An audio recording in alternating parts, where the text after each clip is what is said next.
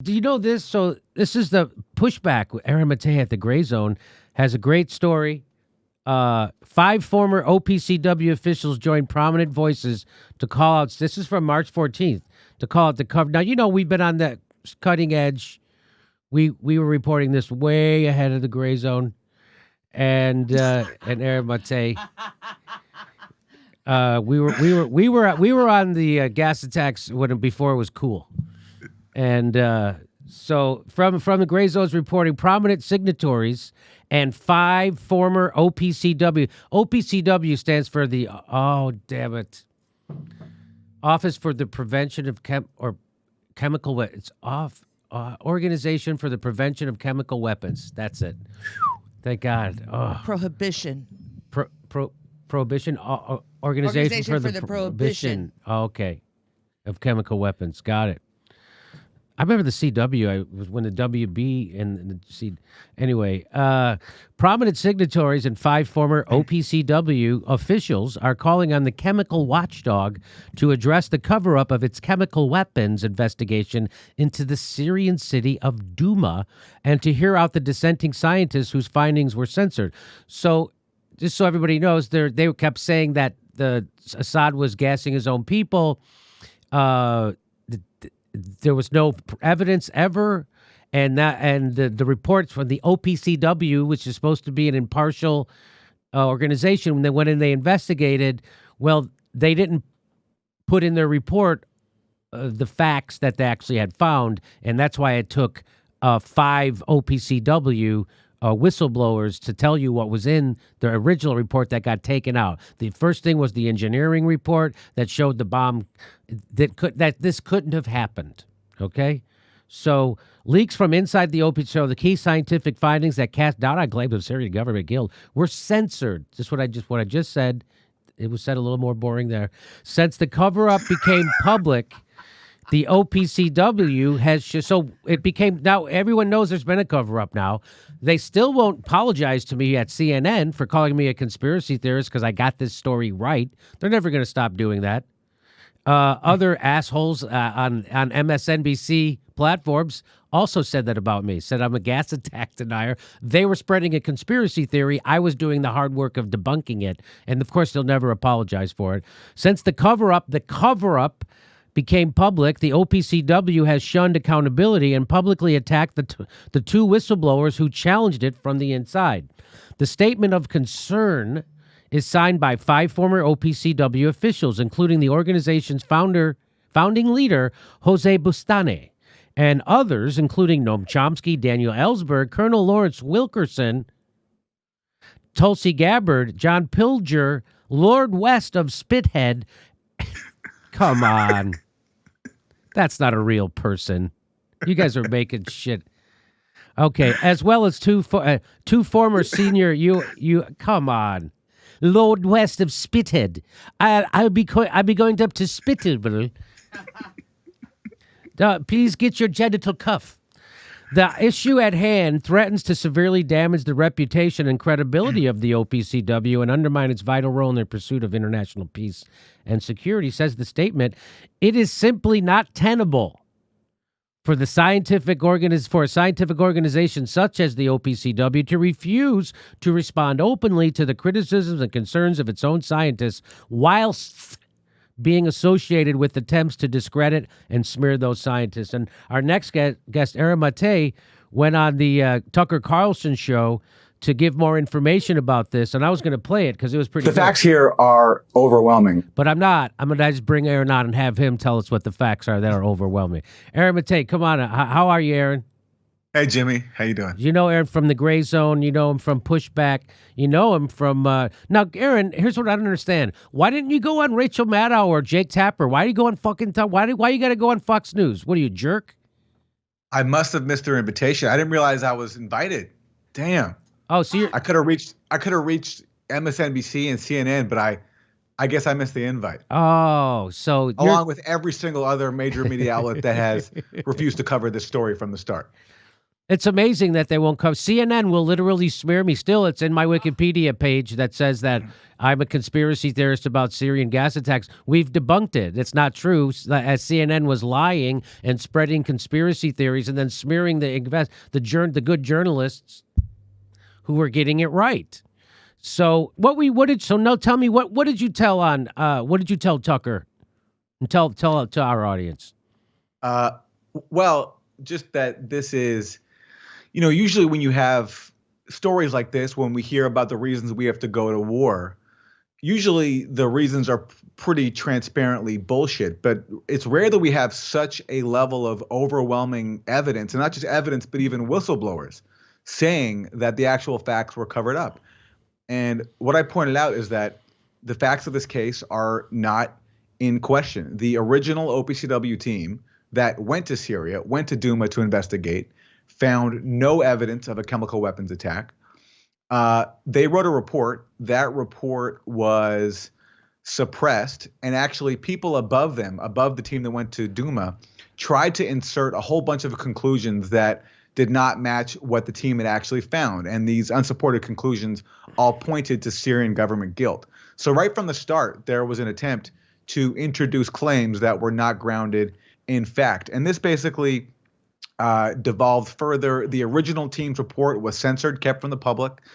And finally, the final report that came out from the OPCW about a year later in March 2019 said essentially that the U.S. narrative was correct, that there are reasonable grounds to believe that there was a chlorine attack in Douma, and the inference of the report was that the Syrian government was guilty. And that was the pretext for the U.S. bombing of Syria that same month back in April 2018. So this was basically a conclusion that was used to help justify the U.S. narrative. But that's when we got all the leaks from inside the OPCW just showing the cover-up that happened. The original report was censored. The team that went to Douma, they were basically taken off the case and replaced by a bunch of people who never set foot in Syria. That group then excluded all of the key original findings that pointed out there was no evidence for this being a chlorine attack. There was meanwhile some internal dissent.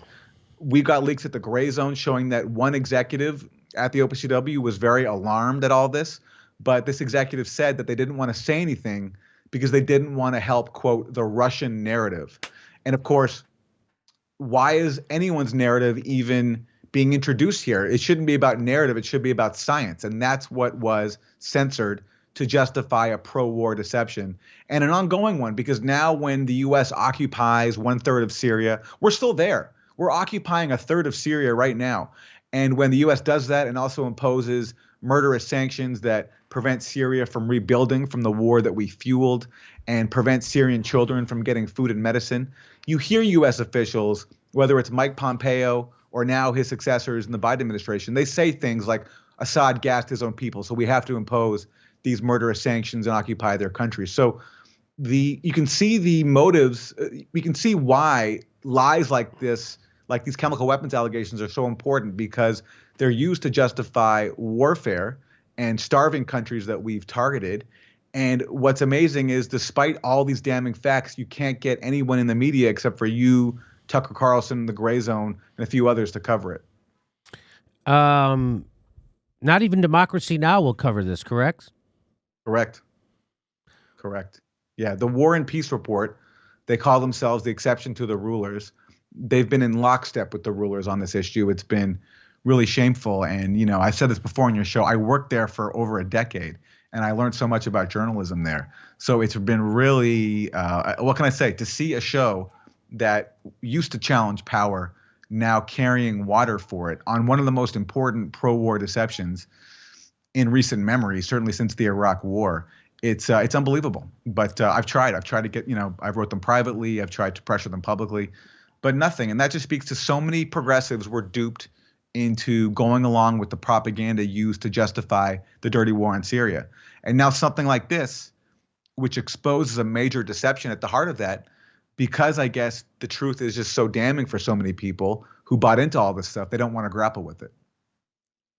Why do you think Tucker Carlson is allowed to tell the truth about the Syrian war and the propaganda the United States government and the Western intelligence communities are spewing, why do you think he's allowed to bring you on to tell the truth about this when literally no one else in the establishment media or even public news media like Amy Goodman, they won't even touch this?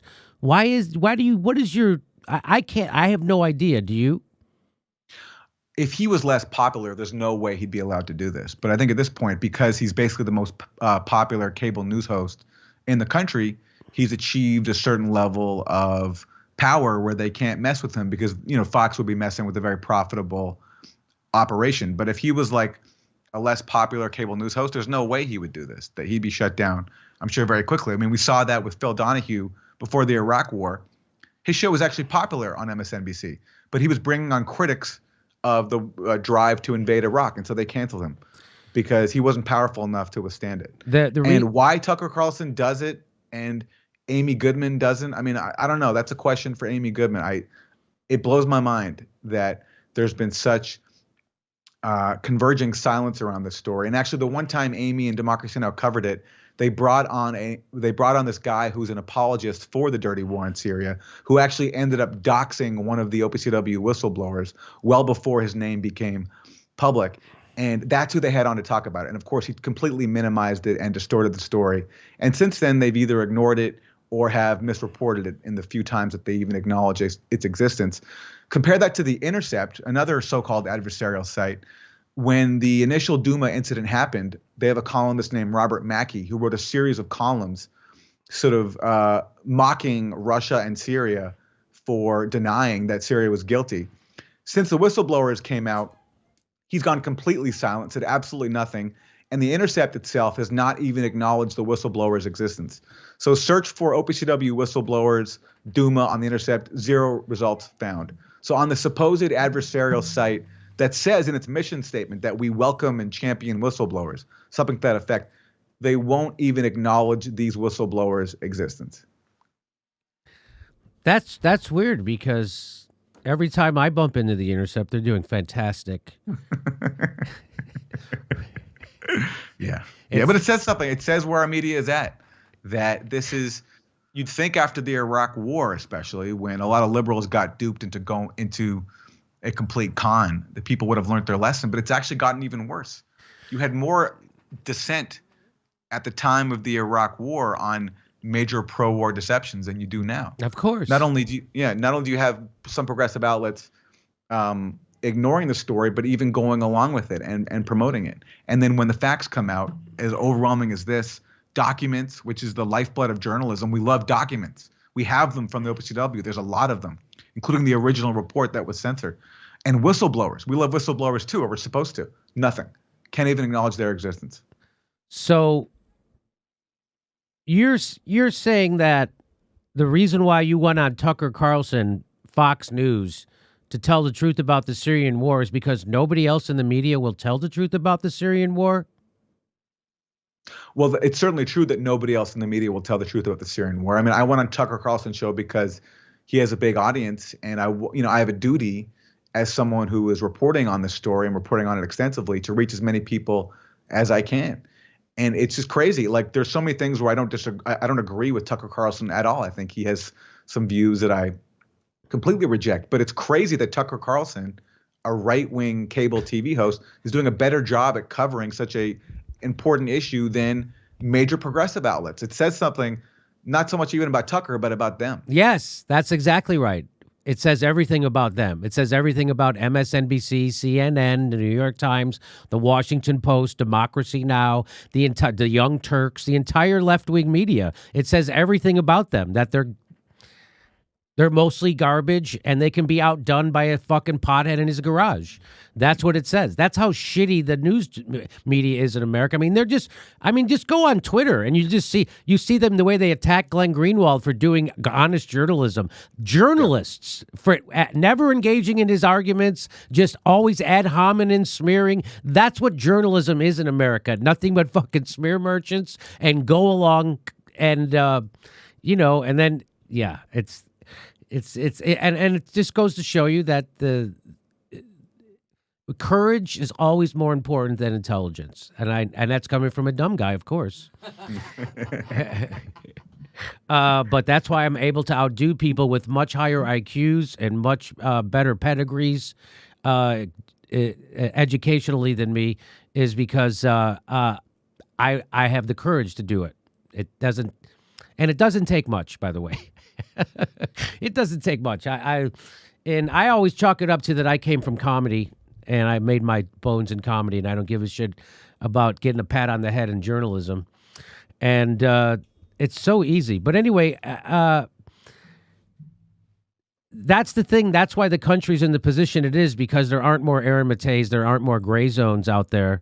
And the people who we think are like Aaron Matei in the gray zones, like Democracy Now!, like the Young Turks, like MSNBC, they're completely co-opted. Completely, they won't tell you the truth about foreign policy. They just won't do it. They're not going to cross the war machine. They're not going to cross the war machine.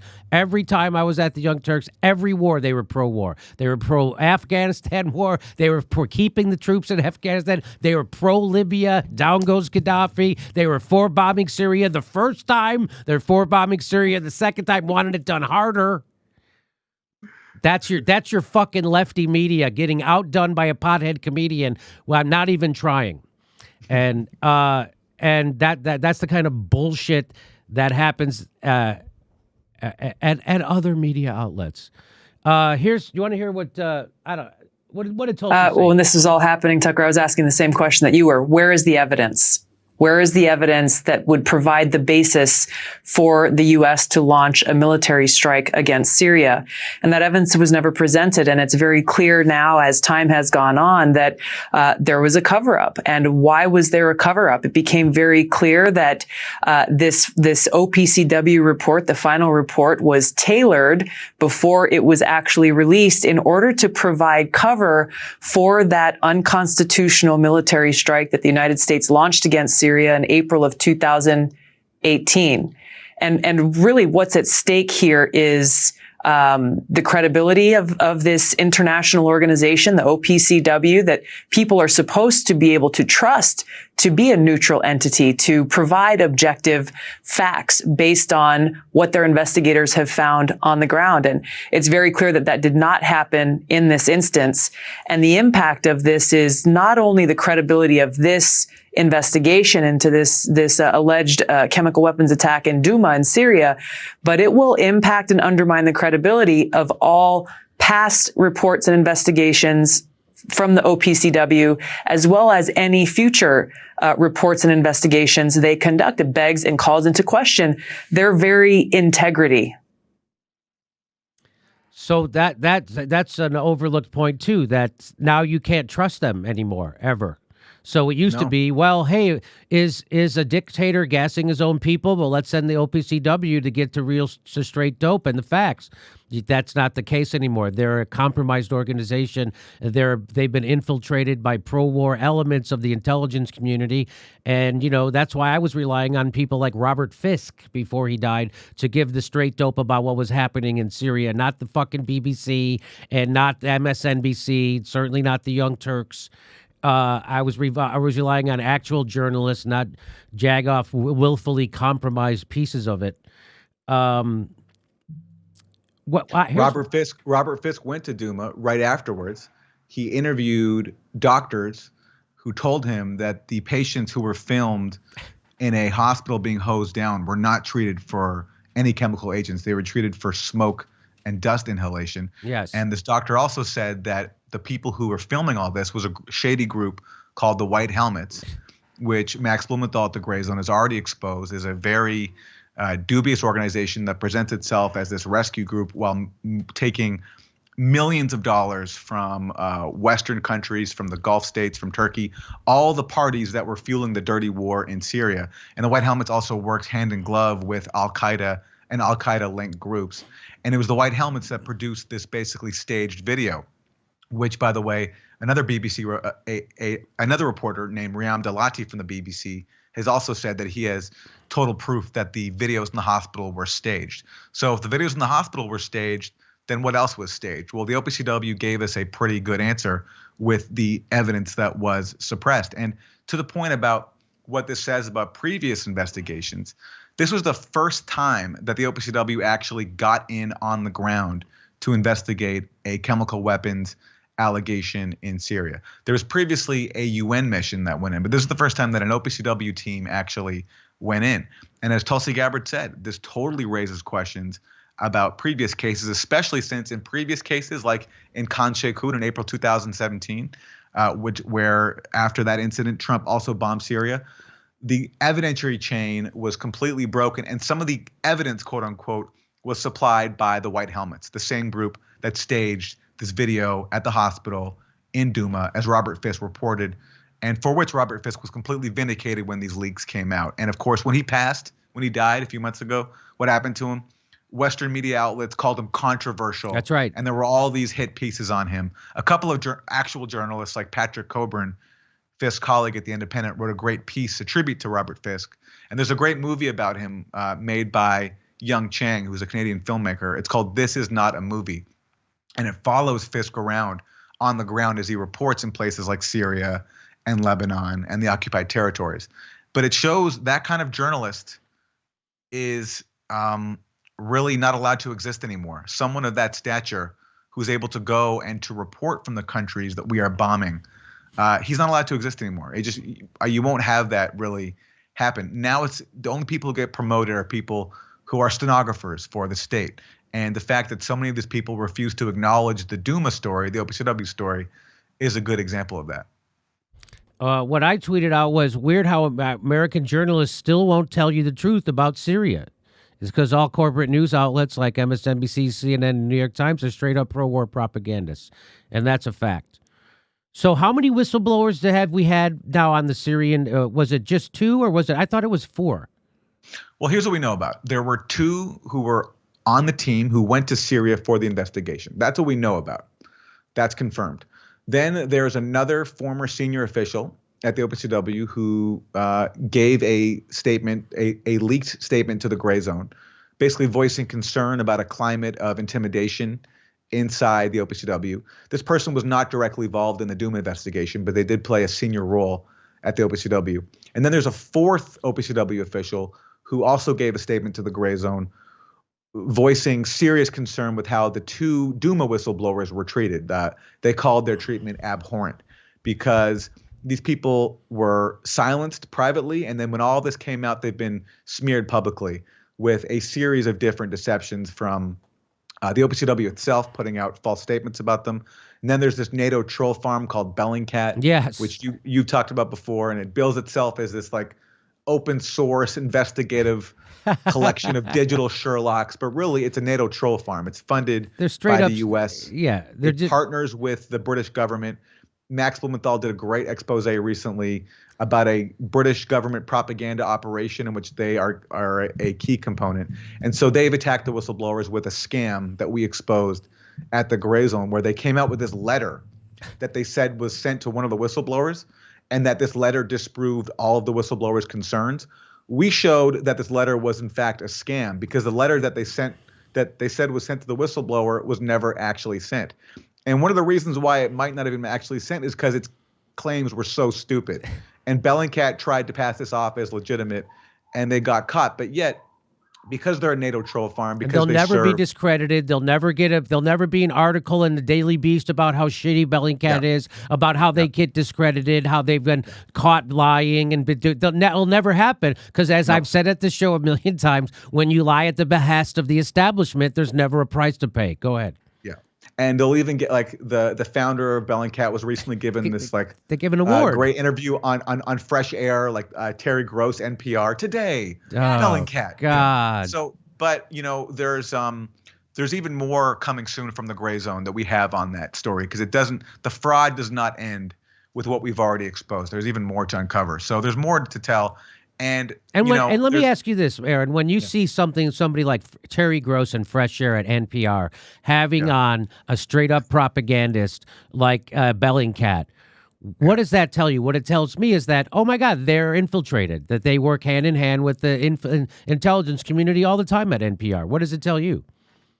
Certainly, NPR is a complete joke. I don't know to what extent they're directly infiltrated or just people. Again, manufacturing consent works beautifully. You don't even have to be told what to do to do exactly what they want you to do. Because you know that to survive, to get credibility within the media system, you have to follow the party line. You don't cross certain red lines, and you go along with whatever the fashionable state line is. So that's why the propaganda model works so well in the US. No one even has to tell anybody what to do. You just internalize the propaganda, the dominant propaganda of the holy state that major media outlets exist to serve, and the corporations that own these outlets as well. You just internalize their values and their narratives, and you go along with it. And you see anybody who tries to cross the line gets either smeared or attacked. I mean, the Daily Beast is a great example of what happens when anybody dissents from the prevailing consensus. There's a hit piece written about them, as has happened to you recently, with that great photo at the top of it of you, but like a 4,500 word salad full of incoherent ramblings that followed it. That's what happens when you do your job and actually challenge power instead of serving it. And then they start calling you alt-right. If you challenge the establishment narrative, they're going to start calling you a right-winger or a racist or a white supremacist. They're going to misogyn, no matter what it is. That's what they did. They did it to Bernie Sanders. They did it to Tulsi Gabbard. Now they're doing it to Andrew Yang. Hey, everybody, this is the part where I tell you where all our live shows are, but there aren't any. And then this is why I tell you to join our premium program and get extra content, but nobody's got a fucking job. So just enjoy the video.